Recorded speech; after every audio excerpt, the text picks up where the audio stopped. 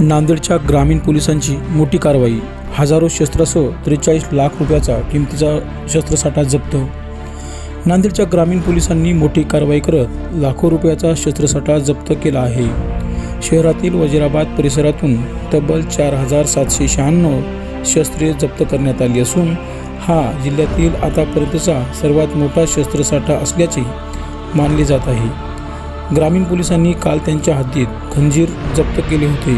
त्यानंतर करण्यात आलेल्या तपासात वजीराबाद परिसरात मोठ्या प्रमाणात शस्त्रसाठा असल्याची माहिती पोलिसांना मिळाली। या माहितीच्या आधारे पोलिसांनी छापा टाकून कारवाई केली आहे। या कारवाईत 43,48,000 रुपयाचा मुद्देमाल जप्त करण्यात आला आहे।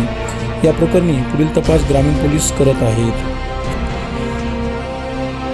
पूर्ण हत्याराचा शस्त्रसाठा जप्त करण्यात आला। काय कारवाई केली? ग्रामीण पोलीस स्टेशनचे पोलीस स्टेशन इन्चार्ज आणि डीबी आणि त्यांचे पूर्ण पोलीस स्टेशन रात्री कॉम्बिंग आम्ही पूर्ण शहरमध्ये ठेवला होता आणि त्याच अनुषंगाने ग्रामीण पोलीस स्टेशनमध्ये सुद्धा कॉम्बिंग, नाकाबंदी आणि सर्च ऑपरेशन चालू होता। त्यामध्ये आम्हाला एक माहिती भेटला की एक माणूस आहे ज्यांच्याकडे की खंजर आणि तलवार आहे आणि त्याच आपण फॉरवर्ड बॅकवर्ड लिंकेज करून की कुठून घेतला, काय घेतला आणि थोडंफार इंट पण होता, इंटेलिजन्स पण होता की एक माणूस आहे ज्यांच्याकडे साठा होऊ शकतो। हा टिपिकली जे दुकान होता इतवारा पोलीस स्टेशन हद्दमध्ये आहे, पण हा माणूसचा जे घर आहे मेन एक्युज्ड, मेन सप्लायर हा वजीराबाद पोलीस स्टेशन हद्दमध्ये अबचलनगरमध्ये त्यांचे घर आहे। तो एकसारखा दोन्ही तिन्ही पोलीस स्टेशनच्या बाउंड्रीचा एरिया होता आणि एक इंट बेस्ड तसेच फील्ड बेस्ड हा कारवाई आहे, ज्यामध्ये की एक मोठा शार्प वेपनचा साठा सापडलेला आहे। त्यामध्ये जवळपास 4796 इतके शार्प वेपन आम्ही जप्त केलेला आहे।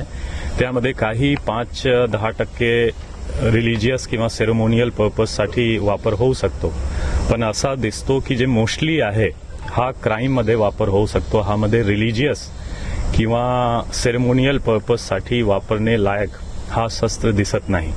त्यामध्ये काही तो खूप चांगली क्वालिटी आहे, खूप एकदम इम्पोर्ट क्वालिटीच्या काही शार्प वेपन आहे, ज्यामध्ये की खंजर असो, डॅगर असो, काही गुफ्ती जे आपण खूप हिडन करून वापर करू शकतो। गाडीमध्ये तुम्ही ठेवणार तर तो माहीत पण पडणार नाही की हा एक शार्प वेपन आहे।